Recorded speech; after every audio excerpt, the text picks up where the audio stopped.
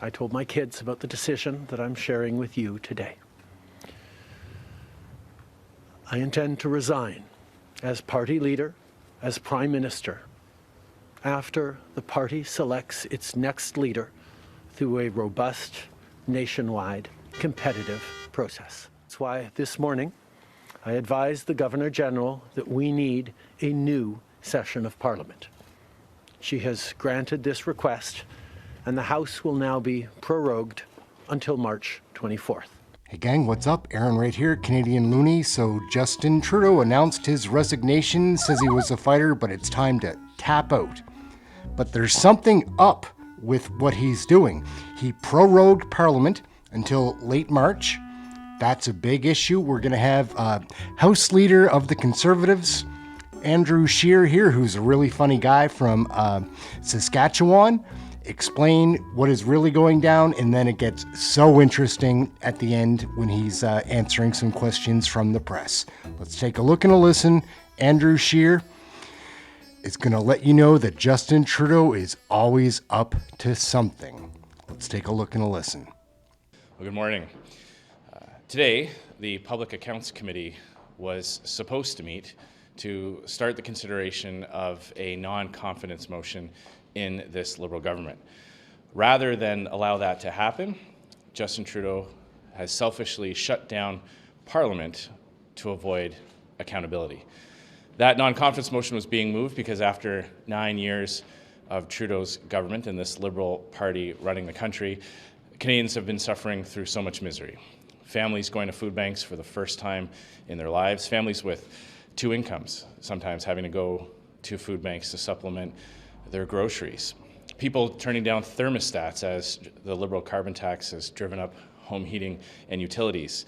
Homeless encampments in tent cities popping up all across the country. 1,400 tent encampments in Ontario alone. Violent crime rising by 50% since the Liberals took office. All of this has caused so much suffering and hardship, and Justin Trudeau kept desperately clinging to power, even as more and more of his own MPs expressed non-confidence in his government. And rather than do what was right and allow the Canadian people to have their say in a carbon tax election, Justin Trudeau has run and hid from accountability and cowardly announced his resignation rather than give Canadians the choice, putting this off till sometime in March. All this at a time of great uncertainty that Canadians are facing. We've got an incoming administration in the United States threatening our country with tariffs. We've got very poor economic news in the past few weeks.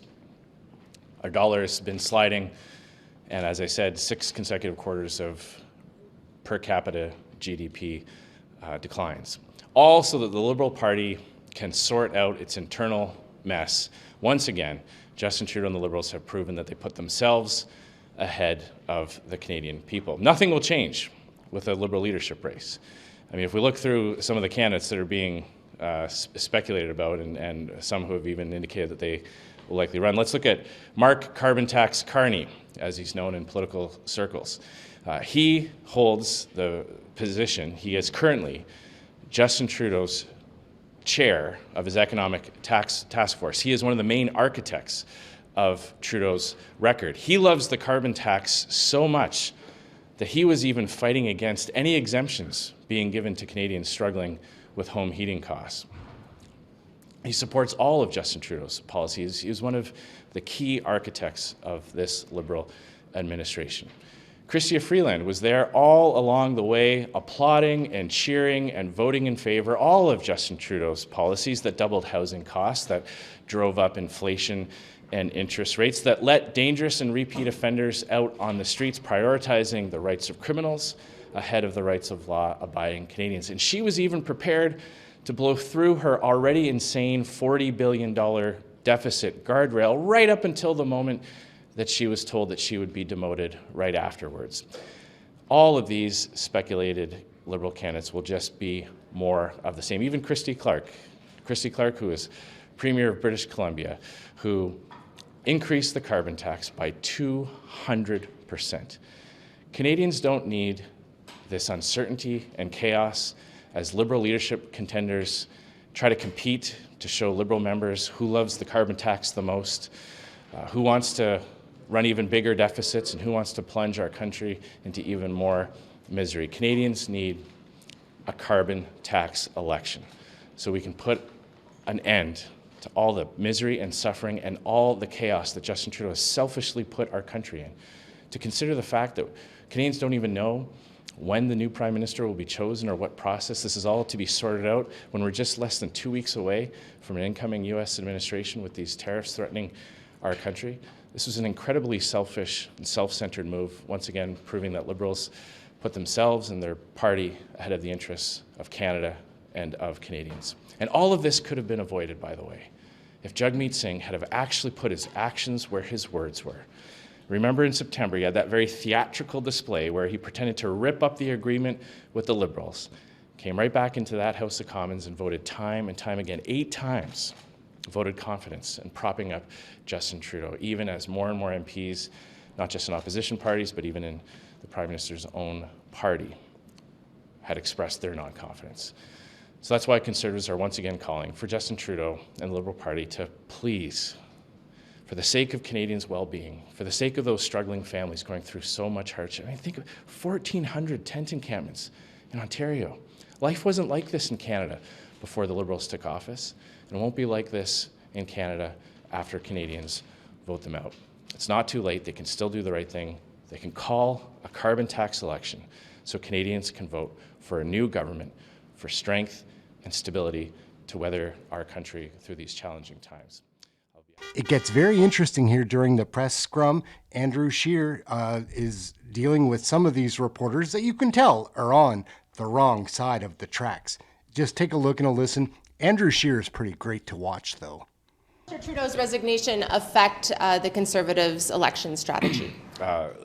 It's clear that the country has had enough of Liberal policies. Nothing has really changed in terms of what the Liberal Party will be offering Canadians. We're about to have a leadership race where all the candidates have either voted for or been the chief architects of Justin Trudeau's terrible policies that have inflicted so much misery. So we're going to continue to highlight that, regardless of who the Liberal leader happens to be.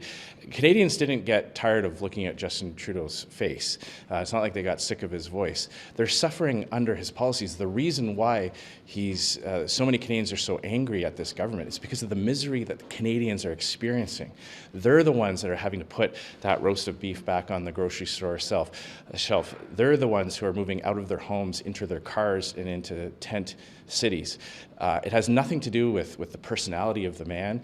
It has everything to do with the policies that have been inflicted upon Canadians, and every single Liberal contender for that leadership race has been a vocal cheerleader of Justin Trudeau and his policies. And we are going to remind Canadians of that terrible legacy, no matter when the election is and no matter who happens to be leading the party. On the leadership race, as we know, there have been concerns about foreign interference in past Liberal nomination campaigns and others because of the party's membership rules. What is your assessment of that? And do you have concerns about it going into a leadership race? Do you think the party ought to change the rules? Well, we've had major concerns with how Justin Trudeau and the Liberals have handled foreign interference. They've dragged their feet. They've resisted accountability. They still refuse to release the names of members of Parliament that were listed in the Security and Intelligence report. Justin Trudeau has never taken this threat seriously. He has sat on reports and recommendations and done absolutely nothing about it. So we are concerned, but we believe the best way to deal with all kinds of threats to Canada, including foreign interference, is to have a new Conservative government that will take these things seriously. Let's let Canadians decide. Let's let Canadians vote in a carbon tax election so we can close the chapter on this terrible Liberal legacy of 9 years of misery inflicted upon Canadians and finally start a new chapter. On the tariffs with the U.S., do you speak of strength that Canada needs? So what is your colleague, Jamil Jaravani, best friends with J.D. Vance, doing to advance Canada's cause to get a carve-out? You're right to point out that when a country has a position of strength, it's able to negotiate much better. And it's clear that Justin Trudeau has been personally very weak in dealing with the U.S. administration of both parties, by the way. I'm asking about your colleague. Of both parties. Justin Trudeau had to capitulate to Donald Trump the first time he was president. He then backed down to President Biden, failed to get an exemption on softwood lumber or Buy America, failed to get new energy exports to the United States. So Justin Trudeau has been incredibly weak personally, and he has put our country in a position of weakness by imposing a carbon tax on Canada when the United States doesn't have one, chasing away jobs and investment. There are fewer voices in the U.S. fighting to maintain access to Canadians' markets. So our entire party, our entire caucus is focused on making Canada stronger, bringing in economic measures that will grow our economy, make more investors around the world fighting to get into Canada instead of fighting to pull out of Canada and invest in other countries.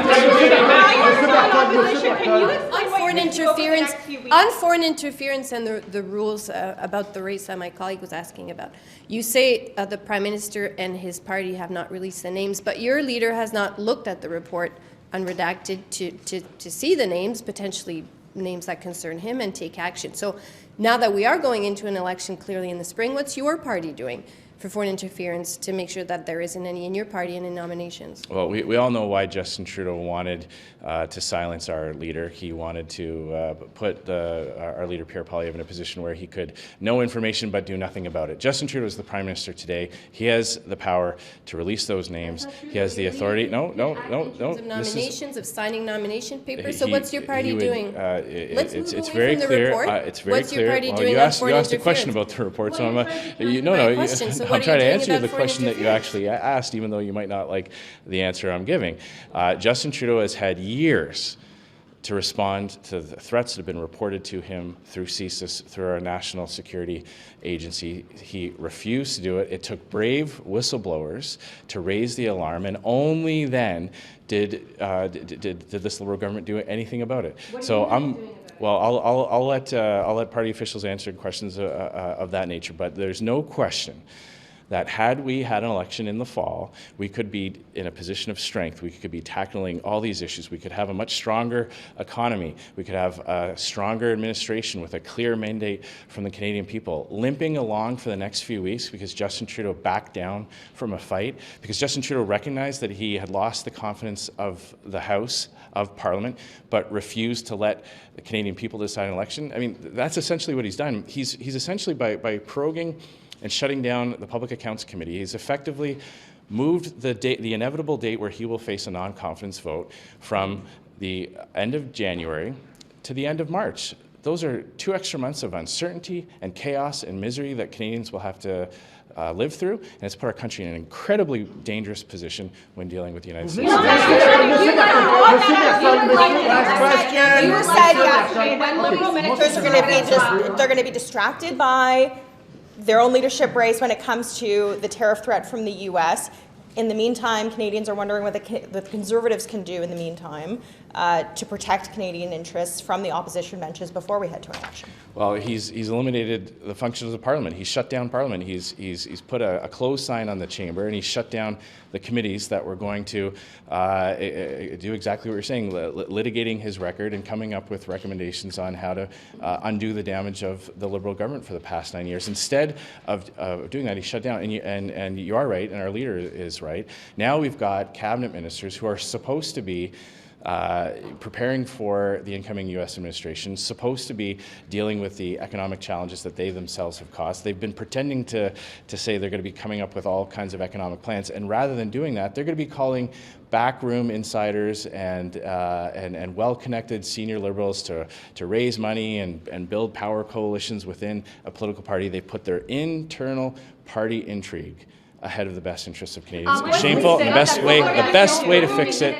is to call a carbon tax election so that Canadians can decide. Thank you very much. All right, guys, what are we going to do about these Liberals? We got to get an election. There's no doubt about that. The Conservatives had a plan to launch a non-confidence vote today, but Justin Trudeau, in proper fashion, a cowardly move, announces a resignation, prorogues Parliament so that we can't get a vote of confidence. It's a bunch of, it's hard to watch, guys. Thanks for watching this video. Aaron, Canadian Looney, like, share, subscribe, get notified. Please leave a comment. Love the comments. We'll catch you next video. Thank you for watching this one. I think our leader, Trudeau, I don't think I've ever heard him say a true word. Everyone has an opinion about Canadian federal politics.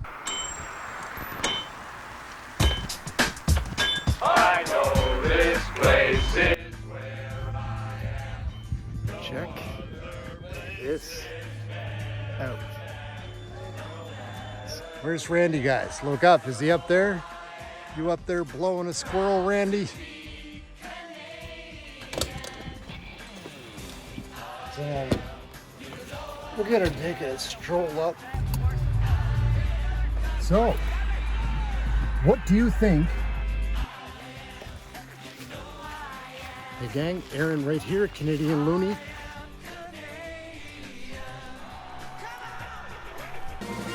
Everyone has an opinion about Canadian federal politics.